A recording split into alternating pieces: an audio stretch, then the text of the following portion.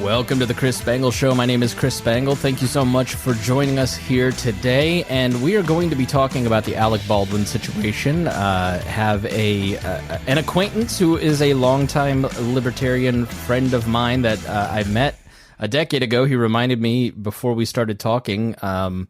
And he works in the movie industry, so we're going to get his opinion on what happened with the Alec Baldwin situation.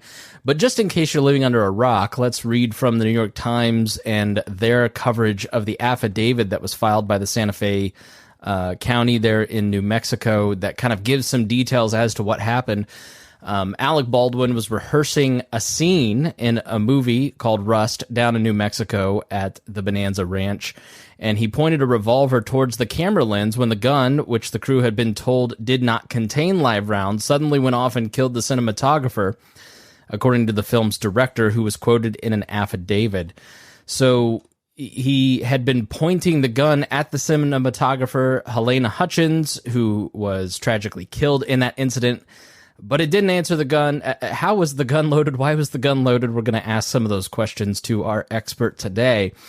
But the director, who was wounded in the shooting, told investigators that he believed that the gun was safe and that it had been described as a cold gun in firearm safety announcements. And the guns on the film set were typically checked by the film's armorer, Hannah Gutierrez Reed, who is 24 years old, son of the stuntman that trained Brad Pitt in all of his stunts, but she's fairly new at this. And in Deadline today, the gaffer, or chief electrician of the movie set, Sergei Svetnoy, said that basically she was hired to save costs, and this was all the result of negligence and unprofessionalism. So, on the film sets, the order of who handles the weapons, the New York Times continues, typically involves a precise sequence, several armorers in the industry, but the actors have been handed guns on the set by both Mr. Halls and Mrs. Gutierrez Reed, according to a producer of Rust who was asked not to be named because of an ongoing investigation. Now, they were sitting in a church, preparing for a scene. There was a lunch break. The crew was taken by shuttle elsewhere for the food, and when they returned, he was not sure if the firearm was checked again after lunch. So when these all these details have emerged and have added to, I don't know that this is adding to the mystery. I guess my big question is why live rounds are on a set at all, and obviously the question of, should there be criminal charges? Should there, is this just a tragic accident? We're going to discuss some of these questions with our friend Chris Ratledge. Thank you so much for joining me, Chris. Tell us a little bit about what you do now, where you work in the film industry, and some of your experience. Thanks for having me, Chris. I first started doing this in 1999, so I've been doing it for a little over 20 years now. I work in the camera department, so underneath the cinematographer. In the beginning of my career, I worked as a camera assistant. I was actually the person who would do all the lens changes and clap the slate. Back then, it was loading film. Now it's all digital for the most part. And then in the last 10 years, I've been working as what's called a digital imaging technician. So I do a live on-set color correction and metadata collection for all of the look involved with the cinematography. Your article, you mentioned that the gaffer works closely with the DP or the cinematographer and the key grip to shape the lighting and color the lighting, and then I'll make adjustments to make sure everything matches scene to scene and angle to angle and things like that. And like I said, that I've been doing for about 10 years now, and I currently reside in the Atlanta area.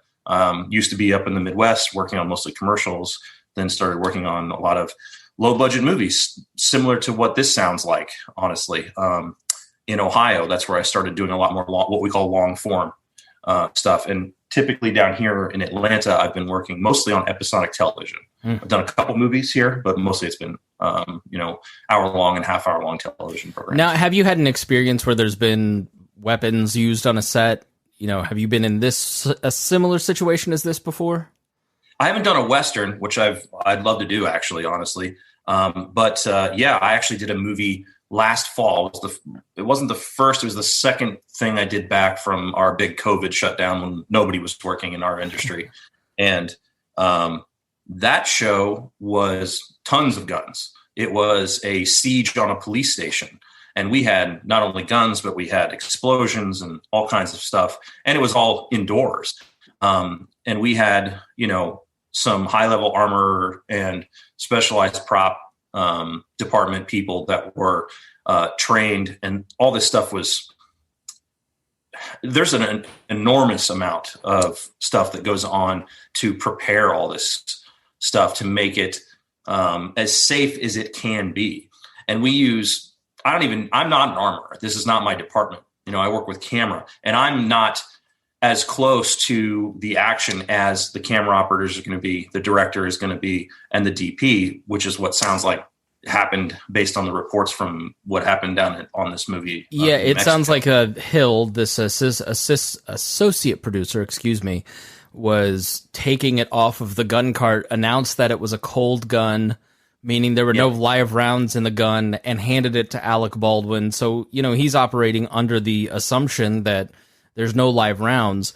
I guess, why would real bullets be brought to a movie set? That's sort of my first question. That's something that I can't fathom, unless they're real bullets in our security personnel, like if we have police with us, or if we're in a dangerous location that requires armed personnel to be around. That should be the only armed weapons anywhere near a production. I am at a loss for how that happens. According to what I've been reading, this weapon was a vintage, Colt revolver that was, time period accurate for the period nature of the film, and was apparently used for target practice by some of the crew. I don't know if it was the armorer or some other crew, but this is what I'm reading online. So they were having fun with the gun, and they were shooting live rounds, and that couldn't necessarily be it couldn't necessarily be they were having fun, but they were also just checking operation and things like that. Okay, because if it won't fire a live round, then it would be even less likely to fire blanks. And what is a blank? I've always heard about blanks, but I don't know what it does. It just not have like a bullet? Theoretically, it has no hard projectile. Okay. I mean, and I am not a firearms expert. I'm not a armorer, but many of the times when I've been on set and we use guns, they talk about full loads, half loads, quarter loads, and these are all basically determining how loud and how big the muzzle flash will be from these things that are actually not shooting out a hard projectile, either a lead projectile or a copper projectile or something like that. But they may still have some kind of wadding material in them, like plastic or some other things. And the blanks are basically, if you think of a regular cartridge, what it looks like, whether it's a rifle or a pistol, you have the bullet down at the tip and you have the brass that's underneath. They're just crimped at the end, and they just kind of look like they're, been smashed in a, in a vise or something like that on four sides, and they're crimped down. So they're kind of open on the end, and they will, that's why you get the muzzle flash, because that stuff ignites as it flies out of the end of the gun. Okay. All right. So I posted, I mean, I guess I'm not surprised. I have to stop being surprised when I open up Facebook. Stuff happens way too often. Yeah, I mean, I saw in Deadline that this is, this particular position is one of the deadliest positions. Cinematographer is one of the deadliest positions. There's been actually a lot of people killed in that position on movie sets, because you are in the middle of the action, there with the camera next to the director, in the middle of stunts. Famously, Brandon Lee, the son of Bruce Lee, died in a very similar fashion on set when a live round was put into a gun as opposed to a blank. Lots and lots of stunt people have passed away. This gets a lot of headlines, but how commonplace is it for people to get injured on movie sets, or for there to be fatalities? I mean, I would say fatalities are pretty low, quite honestly. Safety is a very big concern for us. There, obviously, right now, there's this huge backdrop about this labor strike in the film industry, and it's mainly due to the safety concerns of being overworked. I mean, I actually just got laid off because I'm unvaccinated, and that's not going to fly with the hardcore left on that run the film studios and stuff like that. So I've been let go, and I'm pursuing my other options and seeing what I'm going to do about that, including may consider vaccination because I have a family to provide for. Sure. But regardless of that situation, the first 2 days on the TV series that I just got let go, I slept in my car on my drive home because you are so exhausted from the hours that we put in. And if you look at, okay, the biggest risk that we have a lot of times is nodding off behind the wheel on our drives to or from work, and hurting ourselves or causing another accident that would, cause more damage and more people get hurt as well. That's probably the most common thing. But, when you have a lot of stunts, there's obviously like trips and falls and things like that. Ladders, we use ladders a ton in this industry. So there's a lot of falls that happen. So, you have, I would say, a pretty routine amount of sprains and broken bones and things like that can happen. I wouldn't be able to give you any kind of numbers or anything like that. But, yeah, I mean, I've been surprised, as my friend Miss Pat made a TV show, call time is at 4:30 in the morning, 5:30 in the morning. You're working sometimes till 11 at night. People go, well, boo-hoo, these people make millions of dollars. But people like yourself don't make millions of dollars. The dozens of people that were working on that show don't make that kind of money. They're making, a regular middle America salary to work. Yeah, well, actually, and you don't see your kids, right? Right. That show, from what I understand, was what we call a tier 1 low budget. And I don't know how into the weeds I may get for talking about this stuff, but there's a categorical limit on, like, if your budget is between this number and this number, it's this tier. Okay. And that allows certain concessions that the labor unions have agreed to on salaries and times that you can work and things like that. Really gets far into the weeds on the details. But the people that are working on that show could have been making as little as 40 cents on the dollar for their typical wage. So you as a union member, you as a person who does what you do, can look at jobs based on these different tiers and say, all right, I need to work, so I'm going to go with this tier, or I'm at a level where I can work at the higher tier and I'm going to get more concessions in terms of lower times, better pay, whatever it's other benefits.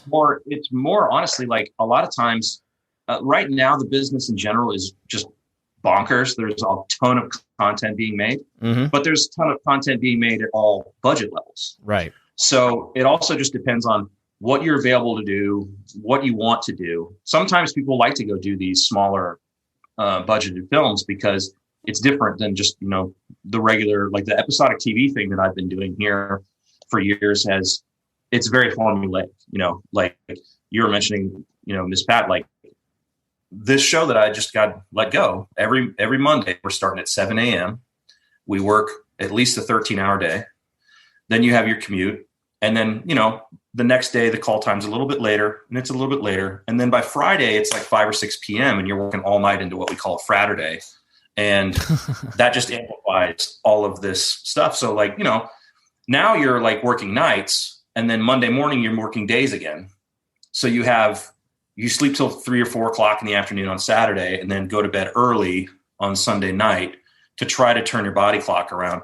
And it's just, there's been tons of studies about how, inconsistent and not enough sleep and rest is really detrimental to your health. And it can cause all kinds of other problems too. Now, I don't believe that this particular show, because it was a really short schedule, was facing those problems. It was basically just sounding like it was just negligence and penny pinching. You mean Rust? Yeah. Not Miss Pat's show. Everybody's treated very well on that set. No, the Rust movie, actually, I read that a few people had walked off hours or days before, kind of because of those concerns, because it was lower budget, so they were trying to cram in as much as possible. Yep. And they were worried about some of these safety concerns that you're mentioning and some of these hours. And, we're saying, hey, we're cutting corners that we shouldn't be cutting corners, and this is what everybody's striking about, and they walked off the set, and then tragedy strikes. And there's been a lot of discussion in police circles around kind of what you just said, because police officers will work these shifts where I remember 10, 20 years ago, 20 years ago when I was in high school and I wanted to become a cop, the thing that made me not want to become a police officer, and the ride along with that police officer, Officer Brian, he said, yeah, you do there's 3 shifts and they work backwards. So you work the 6 in the morning to 3 in the afternoon shift, and then they dial you back to the 12 to 6 shift. And then they dial you back to the 3 to 12 shift. And he's like, so you know, if we just did it the other way, it'd probably be a little bit easier because you'd kind of stair step, but you're just shocking your body with some of the sleep, and police officers are making mistakes that they wouldn't normally make. So do you think that this incident and some of these concerns will kind of accelerate? Because, I mean, you tell me, every union has their complaints, and right, you know, everything you just mentioned is perfectly justifiable. But like, what's management's pushback on this? What is the pushback from the industry saying, well, we've got to do it this way because? I mean, that's one of the things. I'm so insulated because I'm a rank and file member, right? Like I'm not ever in a position where I'm talking to the executives at these studios or the people that finance these independent films like Rust. So I don't know exactly what it is. I mean, I literally think it is like, a lot of times it is you go overseas and you sell a movie based on a poster mock-up and the name attached to it, Alec Baldwin as, you know, the grizzled old grandpa cowboy character. It's like, oh yeah, we can sell that especially in foreign markets and stuff. And they'll get money to make the movie. And then they'll say, okay, we have this much money to make the movie. What do we have to do what's in the script to meet this number? I think the Rust was like 36 days or something to make the movie or something. I don't think it was that much. I'd be shocked if it was that much. Okay. Honestly. Like, I mean, that's not what I read, but it could be, that's kind of, not inhumane if it's a shortish movie. If it's like a 2.5 hour runtime movie, then how long would that normally take to shoot? I mean, if you did it the right way, you could do a 90-minute movie in 36 days. 36 days is a weird number. I'd push for at least 40. But we basically break it down into, you know, the old rule of thumb is that a page of a script is theoretically about a minute of runtime on screen. Okay. So if you have a 90-page script, you have a 90-minute movie. And then you have to divide that, and we count how much we do in a day on page count, basically. So today we'll have, and it's divided into eighths. So we have, you know, today we'll do 4 1/8 of a page. But a lot of these things, I mean, I'm basically, this TV show that I was doing, you know, we're doing 7 pages, 8 pages a day sometimes, which is like shooting an hour-long movie in 12 days, which is a breakneck pace. It's kind of insane. And we often don't make our days and they have to add more at the end, kind of a thing. But if you're talking about Rust, and I've done a ton of these low-budget theatrical release movies where, I mean, I did one where we shot it in 18 days. We basically just shot 6 days in a row. We did 6-day weeks, and then we had basically like 30 hours off for our weekend, and then turned around and did it all again for 3 weeks straight. And that was the whole movie. So it can be done that way. And the fact that it can be done that way means that it's like, well, we did it this way last time, so why should we bother putting any more resources or time or examining it? Let's just apply the formula and see what we get. And there's a lot of broken people along that path when you undertake that, and it really destroys you. And if you're doing Rust, like, so that's what, 36 days. So that's at least a 7-week, 8-week schedule. Theoretically, you could do that without really destroying yourself, but also depends on, like, as the crew member, what are you coming from and what are you going to do next? Like, did you just come off a 6-month job where you worked 70 hours a week for 6 months and your head is spinning because you don't know what planet you're on? Right. So, and then you add into things like, I mean, I remember feeling like I didn't get a fair shake when I was in my early 20s starting this stuff. But, you know, an armorer is a lot different than a second AC. Like, I have to clap the slate and load the film. I don't have to make sure someone doesn't die because I put the wrong bullet in the gun. So there's something to be said for ageism and discrimination along those lines. But even if you come from a family that does that, which apparently she does, or stunts or something like that, like it's hard to not immediately go, why was someone so young put in charge of this very, very dangerous position to, it must have been just to cut costs. Yeah, I mean, I'll tell you what Sergei Svetnoy, that gaffer in Deadline, said. He wrote on Facebook, to save a dime, sometimes you hire people who are not fully qualified for the complicated and dangerous job, and you risk lives of other people who are close and your lives as well.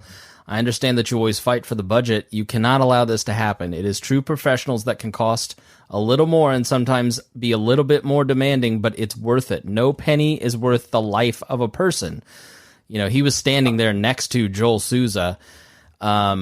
He goes on to say, I'm sure that we had the professionals in every department but one, the department that was responsible for the weapons. There's no way a 24-year-old woman can be a professional with armory. There's no way that her more or less the same age friend from school, neighborhood, Instagram, or God knows where can be a professional in this field. Professionals are the people who have spent years on sets, people who know this job A to Z. These are the people who have the safety on the set level of reflexes. They do not need to be told to put the sandbag on a tripod, fix the ladder on the stage, or fence off the explosion site. They have it in their blood.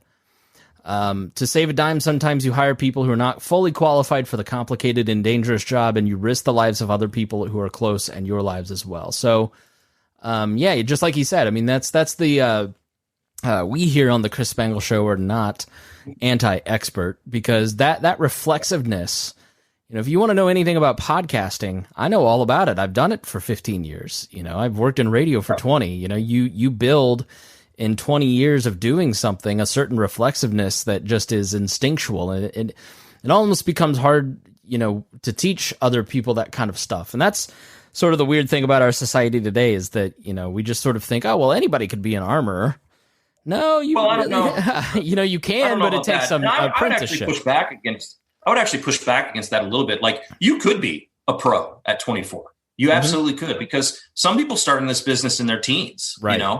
And it's, whether they're in front of the camera, especially if they're in front of the camera, if they came from an acting background and they just have been around it forever. And I don't know if you know this, and I can't remember his name, but do you remember The Adventures of Pete and Pete from Nickelodeon years ago? The ginger kid, and older Pete is actually an electrician now. He works on set in the lighting department. So there's now older Pete is probably 40 or older, but he's not 24. But, I've seen competition shooters who are teenagers, and by the time they're 24, they could certainly have wherewithal and, come up to speed on the set etiquette level.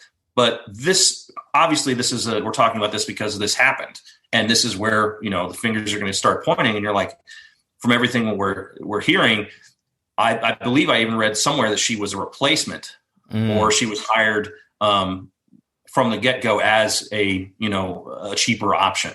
And the cheaper option thing this business is so terrible. I don't know how it is in radio, but this business is so terrible about prioritizing savings.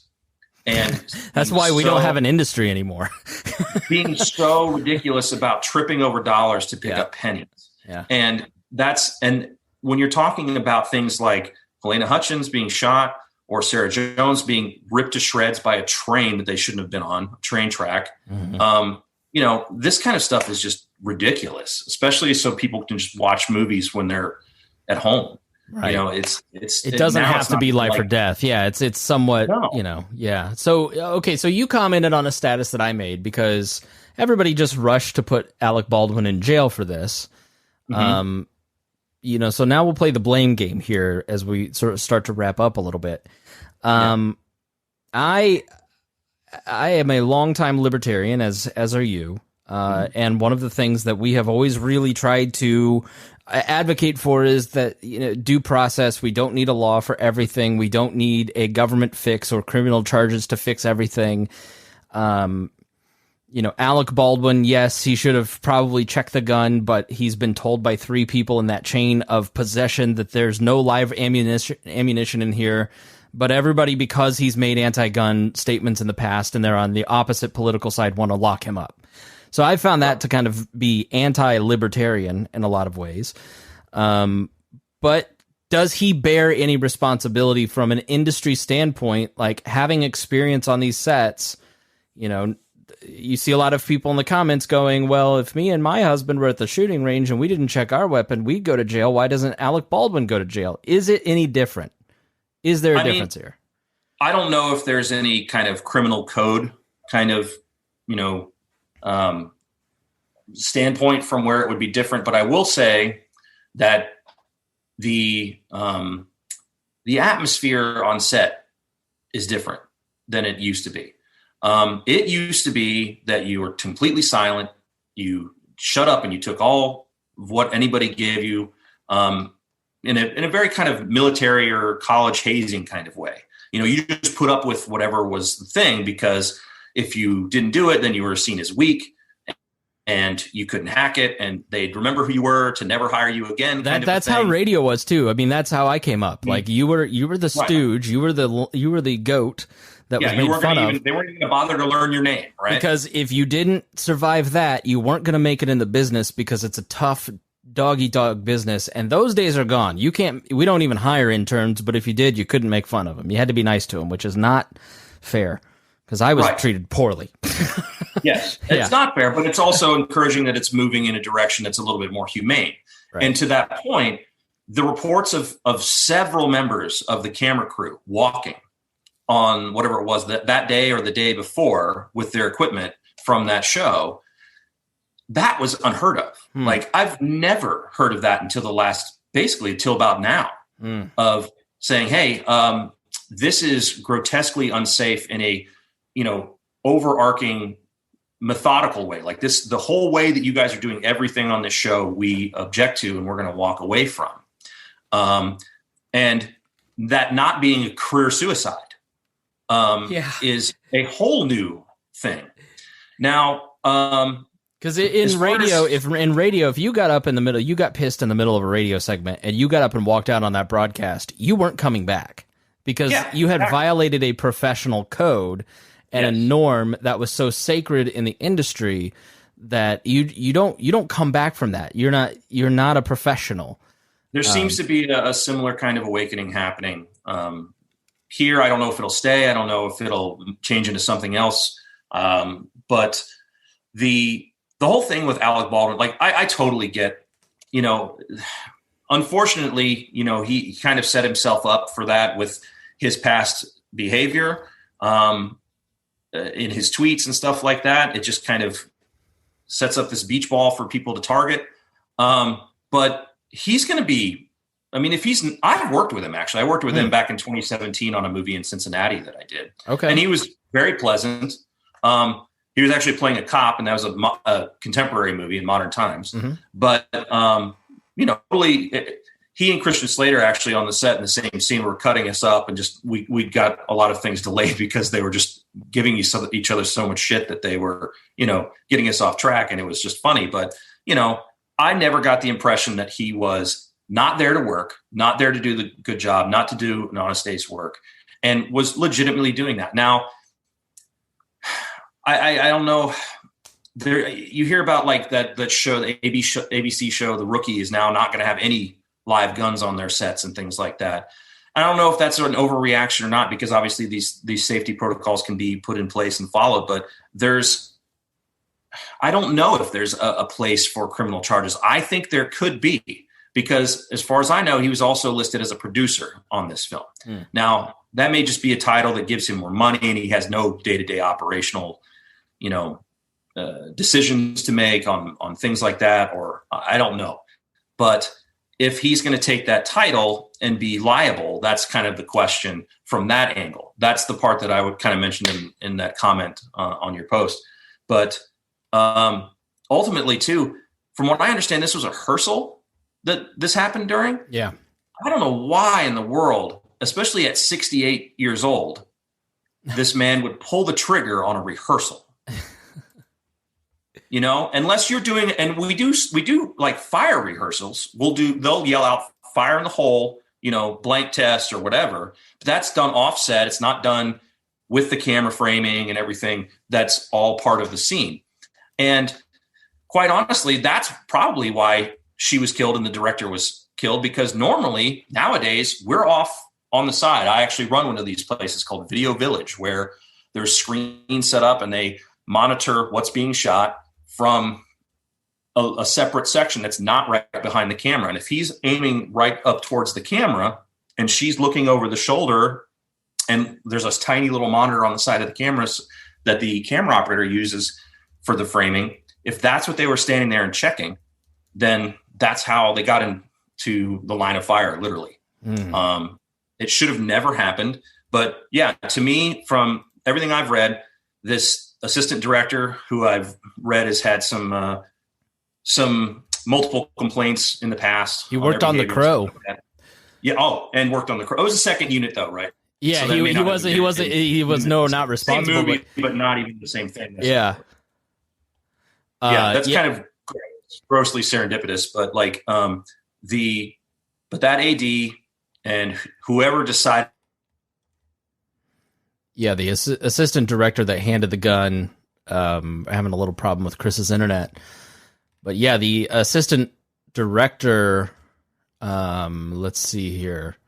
I'm reading in the Sarah Jones case, where the assistant director was actually charged and was facing a potential sentence of 10 years in prison. And I believe actually got jail time. On the movie Midnight Rider, Ms. Jones was working as a camera assistant. I had to hire this armorer. Oh, hold on. We lost your internet. So I was talking about the Sarah Jones case where the assistant director Sarah Jones and other crew members, including Mr. Miller, who was also directing the film, were setting up shots on the tracks when a train unexpectedly appeared, killing Ms. Jones and injuring several others. And so you ended up having an assistant director face jail time in that case because he didn't make the set safe enough. So yeah, maybe this, I believe his name is Hill. I tried to find that article real quick. But yeah. Hill was the assistant director and the armorer. Yeah. I mean, in my mind, like Alec Baldwin, it's sort of a stretch because he had absolutely no intent to kill this person. I don't think any of the other, three here involved in this chain of custody of this firearm had any intent, but you can go to jail and face charges for negligence. Exactly. In unsafe workplaces, and that's totally reasonable. If there has to be penalties for crimes where, there are victims. This is not a victimless crime. Obviously, a child and a husband are missing their loved one, and obviously you have the injury of the other director. So, yeah, I mean, I could certainly see, but at the end of the day, like, I'm not gonna rush to the day. Oh, Alec Baldwin killed someone, lock him up. Let's just take a beat. Let some investigations happen. There should be investigations and figure it out. I agree. So I agree. I mean, whether or not, now I'm saying charges, I'm not saying convictions necessarily. There's also like, what do you gain from it?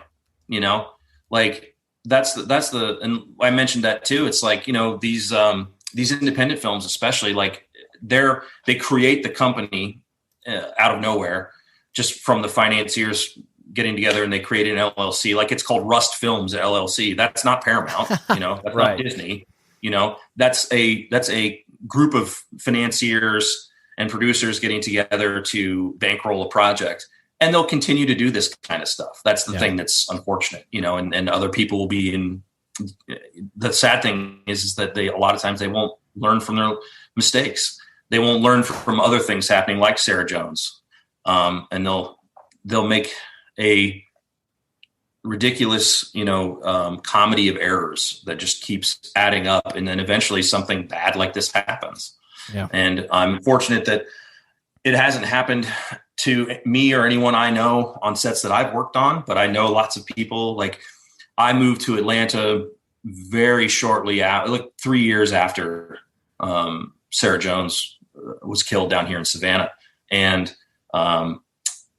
I know several people that I work with and have worked with repetitively that knew her very well. So like, it's a small community, and it's just, we can all see ourselves facing that kind of thing. Yeah, I mean, it's just an unfortunate reality of life. Like, if you remember the state fair collapse here in Indiana in 2014 maybe? When the stage collapsed. Yeah, the stage collapsed during a concert during the state fair here in Indiana, and several people were killed, and it was a tragedy that, there was some negligence, but that accident changed. We ran a booth in 2016, and you had to have all kinds of different insurances and checks, and it made it more secure for vendors, for people attending the state fair. There's no surefire way to to guarantee everybody's safety. That's just the reality that we're living in. You are not guaranteed to walk out your front door and return at the end of the day, no matter how many laws we pass. But people do need to face consequences sometimes for their choices, and it does help make us all better. So, Chris, thank you so much. I don't know if you have anything you want to promote, but if you do, please, share. No, not really. I mean, I would, from a very selfish standpoint, I would say, I don't know where you and your networks and stuff like that fall on the whole vaccine mandate thing, but it's affecting me personally right now. I'm actually a COVID survivor. I had it in January this past year. And the sad thing about like this whole, it's insane, this whole union solidarity thing that the IATSE is pushing for all the film crews. They made an agreement with the producers to permit them, if they choose, to implement a vaccine mandate. And this was in July. So this was long before Biden's OSHA step around the law kind of thing came into play. And I don't know how many people, at least half a dozen, I think, on my show were summarily just, booted. And I could see a bigger argument if you hadn't already had it, but it leaves people like me who've had it.